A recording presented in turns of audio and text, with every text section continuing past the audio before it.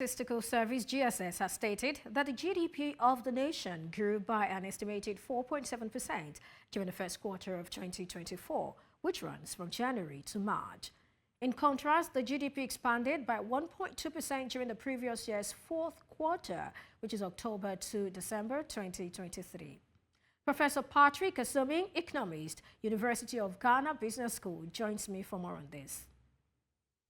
Thank you for joining me today. Good morning and good morning to viewers.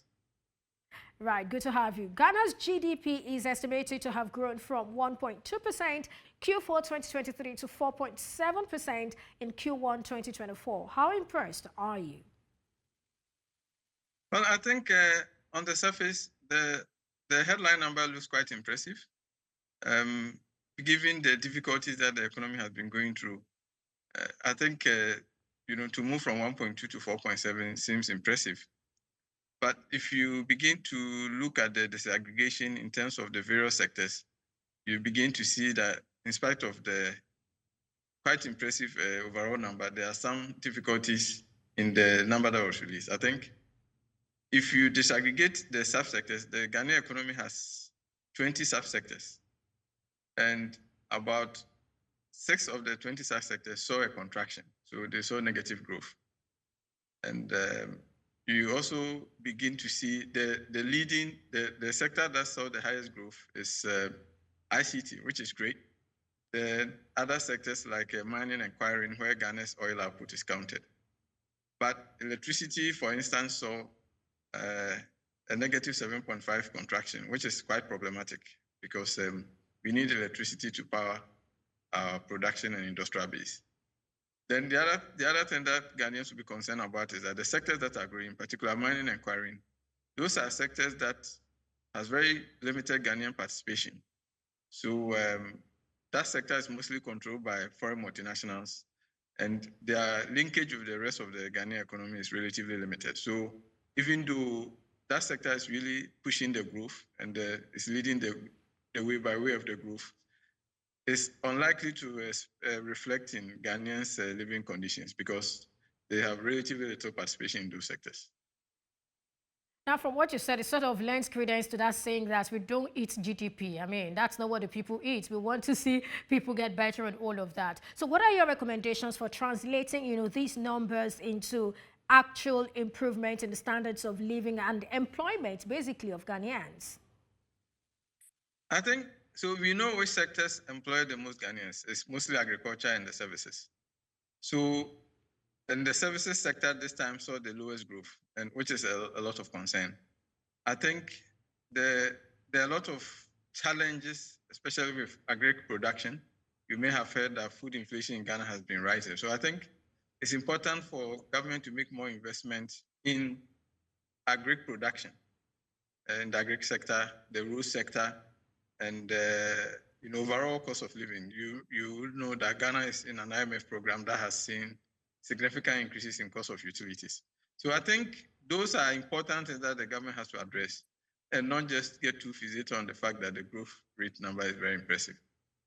Okay, so according to Ghana Statistical Service, let's get back to the numbers you talked about earlier, the sectors. Mining and quarrying saw substantial year-on-year growth of 12.9%, and that also includes other sectors like information and communication, 17.9%, crops, 4.3%, construction, 8.2%, accommodation and food service activities, 9.4%. Now, talk to us. What specific developments do you think contributed to the increases we saw in these sectors, irrespective of, what you have, what you've said earlier? So I think let's start with construction, maybe, because it's a big part. Since Ghana went to the IMF program, a lot of construction projects have been put on hold. Now, Ghana has made some progress with bilateral creditors by way of external credit, the external creditors, the bilateral partners. So it means that some of the funds that were locked up are being released for road construction. And a lot of the funding that has supported the road sector has been we've received a lot of funds from the World Bank in particular. So all of those have helped in those sectors. The ICT sector is primarily driven by the private sector. So It's an area that, because of the digitization drive of the government, I think there's been a lot of progress in that. So that is really a top marks for the government. When you talk about the mining and quarrying, I think in recent times the rising price of oil has contributed. But last year, government launched 2 new mines. There were 2 major mines that have come on stream. So all of those explain why we've seen those sectors seeing significant growth. All right, so we also saw crops expand by 4.3%. And somewhere in my head, I'm wondering what percentage cocoa contributed to that growth. Now, what is the current situation with cocoa and mining in Ghana? No, absolutely. I think it's important that you brought that up because the cocoa sector saw a 20% decline. The cocoa sector makes about just about 10% of the crop sector, and it saw a huge decline. So, and that is related to several factors. One of them, Ghana's cocoa sector has not been doing well in recent times at all.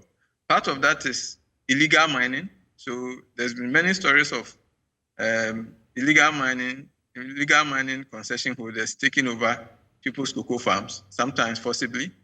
And also there's been a migration from, especially in cocoa growing areas, there's been some migration of the youth into illegal mining because the Ghana's cocoa producer price is relatively small compared to what people are earning if they go to mining. So all of those have resulted in a situation where many Ghanaians have moved into illegal mining, or what we call small-scale mining, what we call galamsey in Ghana. And all of that has affected cocoa production. And that also explains why we've seen a boom in the mining sector. Oh, that's quite unfortunate. Now, despite overall economic growth, the 4.7, which we talked about, some subsectors sort of contracted. So what can we attribute to the negative growth in health and social work, electricity? You talked about electricity earlier, public administration, defense and social security, even education. And I talk about forestry and logging. I mean, what can we attribute this to? I think forestry and logging is a little bit seasonal. The first quarter in Ghana is relatively dry. You are unlikely to see some activity there.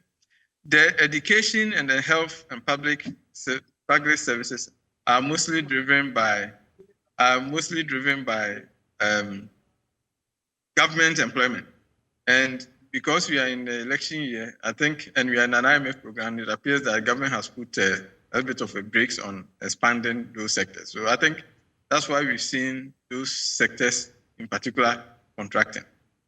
Right. Given the varying growth rates among different sectors, what's your overall outlook for Ghana's economy in the coming quarters? And, which sectors are expected to be the main growth drivers? I expect the construction sector to continue to grow.